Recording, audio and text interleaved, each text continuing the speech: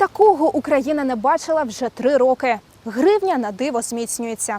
Сьогодні в обмінниках $1 коштує трохи більше 25 гривень. Це менше, ніж взимку 16-го. Чому? Зростання економіки, прихід інвестицій чи штучне зміцнення курсу? Звісно, ми дізнались думку експертів.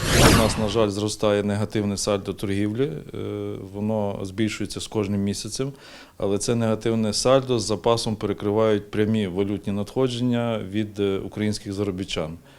Плюс зараз працює фактор відпусток, так як більшість українців не можуть собі дозволити відпустку за кордоном, а відпочивають в Україні, для цього потрібні гривні. І тому люди здають свої валютні заощадження, міняють їх на гривні для того, щоб провести відпустку.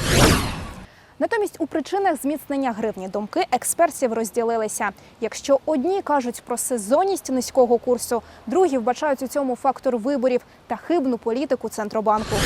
Спочатку президентські, а потім ми вкотилися в парламентські вибори, і це призвело до вкидування додаткових доларів на ринок, тому що всі учасники перегонів, вони тримають, як правило, все в доларах, а потім вже витрачають саме безпосередньо під час виборчої кампанії в гривні.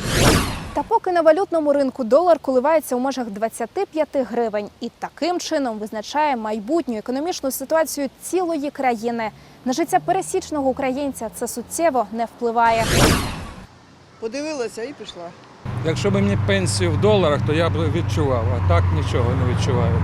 Мене устраює моя національна валюта. У мене не так багато грошей, щоб я їх скуповувала. Економісти зараз сходяться в одному. Подальший курс гривні залежить від нового уряду та керівництва Нацбанку. Отже, маємо 2 варіанти розвитку подій. Якщо новий уряд обере політику зміцнення курсу гривні, це призведе до стимулювання імпорту товарів в Україну і означає здорожчання собівартості власного виробництва. А от якщо новий уряд та керівництво Нацбанку все ж таки оберуть політику плаваючого курсу, це призведе до того, що восени на гривню чекає девальвація. І якою вона буде – поступовою чи різкою – наразі не зрозуміло. Мілена Медзі спеціально для телеканалу АТR.